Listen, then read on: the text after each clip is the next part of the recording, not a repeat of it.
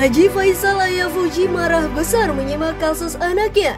Ia tak menyangka sosok mantan rekan kerja yang dikenal baik malah jadi bermasalah. Haji Faisal menyesalkan karena dulunya si mantan rekan kerja Fuji adalah teman baik Fadli, kakak Fuji. Namun kepercayaan itu seakan disalahgunakan. Haji Faisal menegaskan bahwa pihak mantan rekan kerja juga tak ada itikat baik untuk mengembalikan uang tersebut. Sampai-sampai ia setuju saat Fuji lanjut membawa masalah itu ke ranah hukum. Simak video selanjutnya. Ya Pak Haji, mungkin terkait kabar dari Kak Fuji sendiri terkait somasi dengan mantan rekan kerja. Itu gimana sih, udah ada cerita belum ke Pak Haji dari Fuji? Itu sebenarnya masalahnya sudah lama masalahnya. Artinya terjadinya penyelewengan oleh manajernya itu beberapa bulan yang lalu, kira-kira 6 bulan atau 5 bulan lalu. Ya artinya ketahuannya. Mungkin perbuatan itu sudah lama kali, cuman ketahuannya 6 bulan.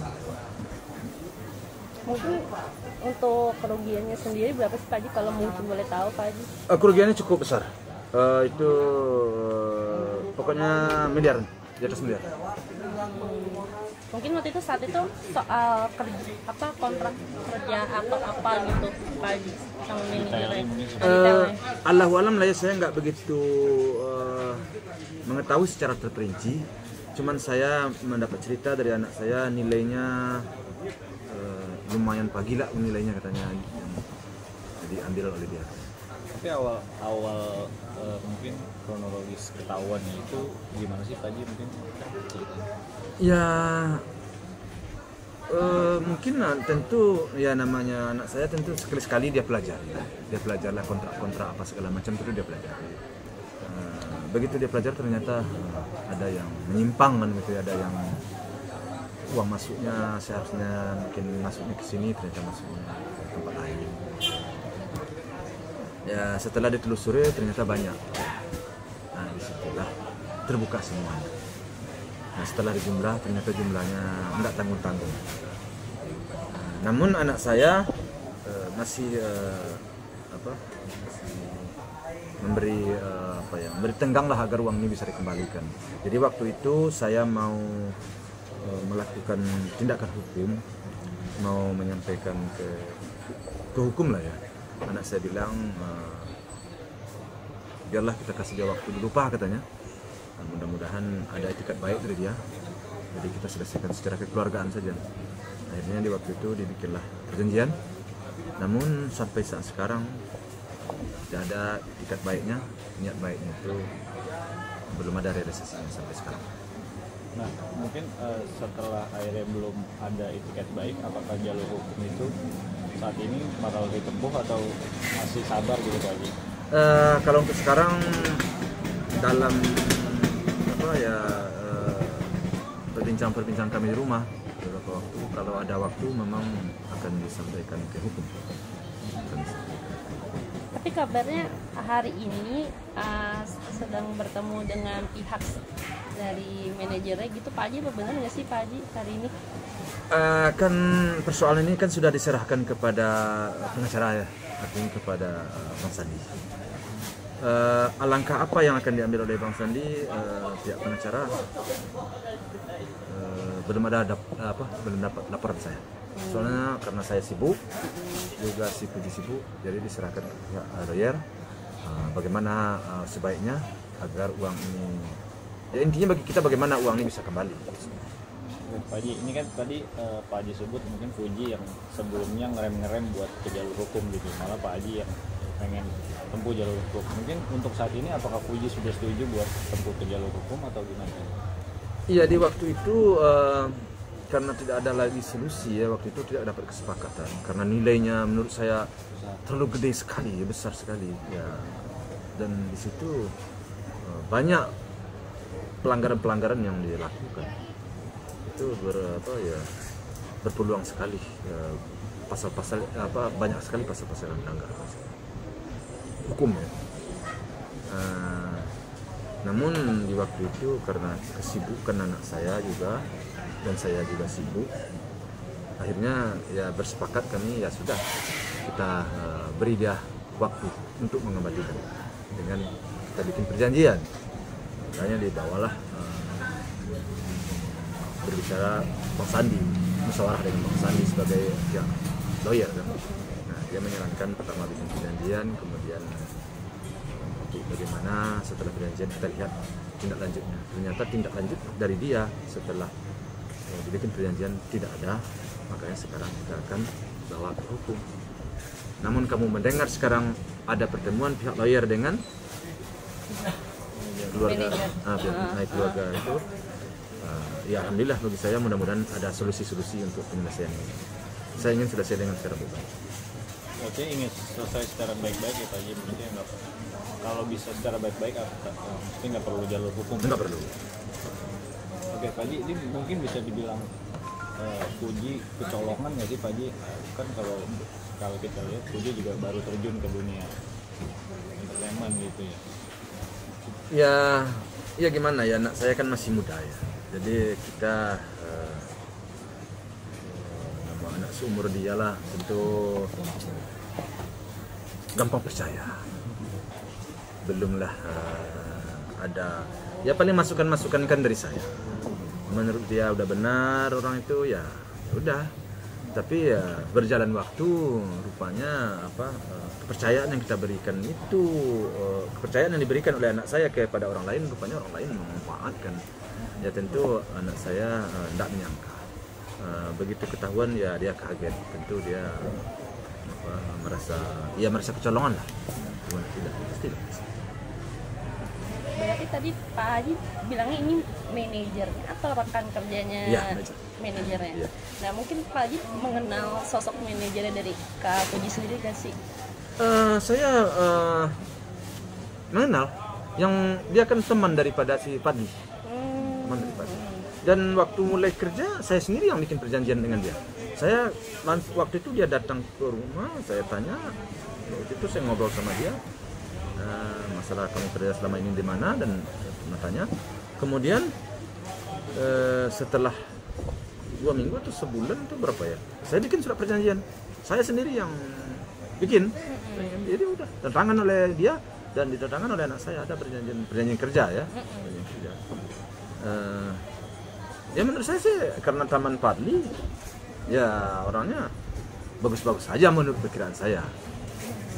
Namun dalam perjalanan terjadi hal serupa ini ya saya sendiri juga tidak menyangka, dan si Padli selaku temannya juga tidak menyangka akan mau seperti itu dengan jumlah nilai yang sebesar itu, apalagi anak saya yang Puji. Kami semua sangat kecewa, kaget dengan apa yang dia lakukan ini. Berarti nggak ada kecurigaan saat tanda tangan itu, komunikasi selama itu nggak pernah ada kecurigaan gitu Pak Haji? Saya ya karena ketemunya di rumah, di lapangan kan saya nggak pernah ketemu. Artinya di lapangan semua kan Puji kan mau kemana dia, apakah dia ke dulu kan ya ke mana-mana ya, ke Jawa, ke Surabaya segala macam sampai ke.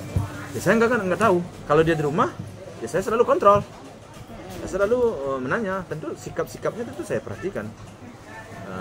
Dan memang ada sih yang kurang berkenan di saya, tetapi saya anggap ya sudahlah, namanya anak muda gitu aja pikiran saya kan. Yang penting dia kerjanya beres sama anak saya dan bisa dia lakukan, ya sudah, itu aja. Walaupun ada di dalam hati berkata-kata macam-macam ya, tapi ya anak saya tidak ada mengeluh, ya, tentu saya nggak mungkin dong. Mungkin Pak Haji sendiri sebagai orang tua sejauh mana sih mungkin ikut campur dalam penghasilan anak-anaknya gitu, maksudnya kontrol kah atau gimana Pak Haji? Saya kalau soal anak saya sebenarnya sebelum dia pindah-pindah rumah ini, saya ikut saya di dalam, artinya ikut di dalam, saya selalu tanya di rumah saya tanya, itu siapa? Supir, udah berpengalaman belum? Saya tanya, itu orang itu siapa? Dia sebagai itu Pak, nah, udah pernah kerja, udah pengalaman, saya tanya. Itu sebelum dia pindah ke Andara. Kalau sekarang kan udah pada punya tempat tinggal masing-masing kan. Memang saya udah tidak ada waktu kadang-kadang untuk berbicara tentang itu. Cuman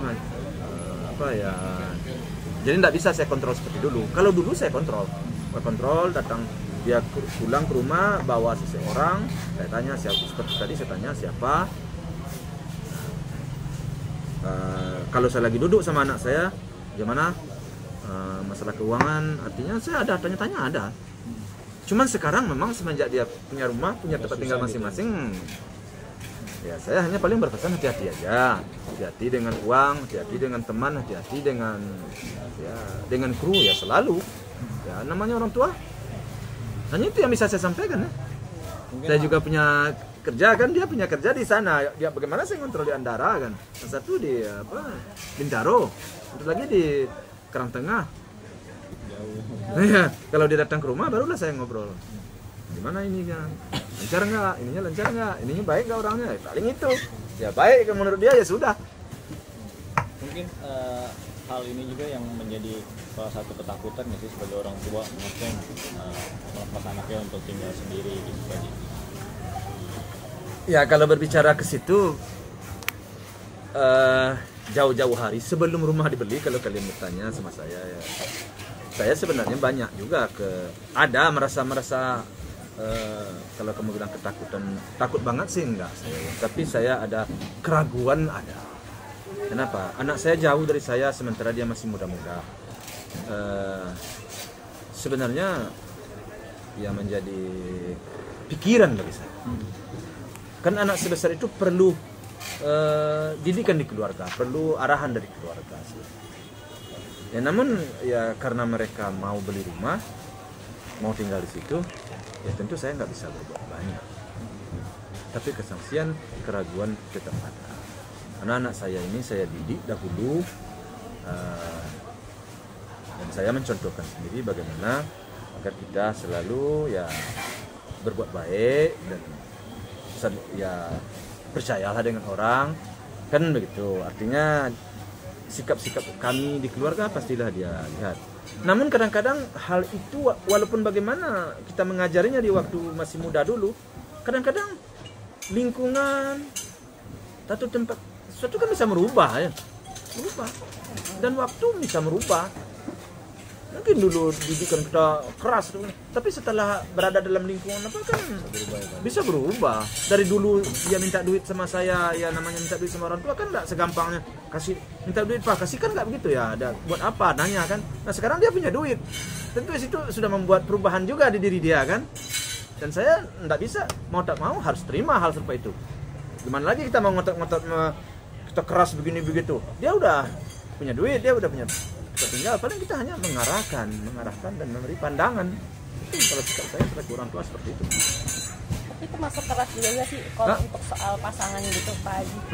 Kalau ke anak-anak soal pasangan? Soal pasangan, ya yang menjadi tugas dan kewajiban saya itu, ya sering saya sampaikan. Ya tentu harus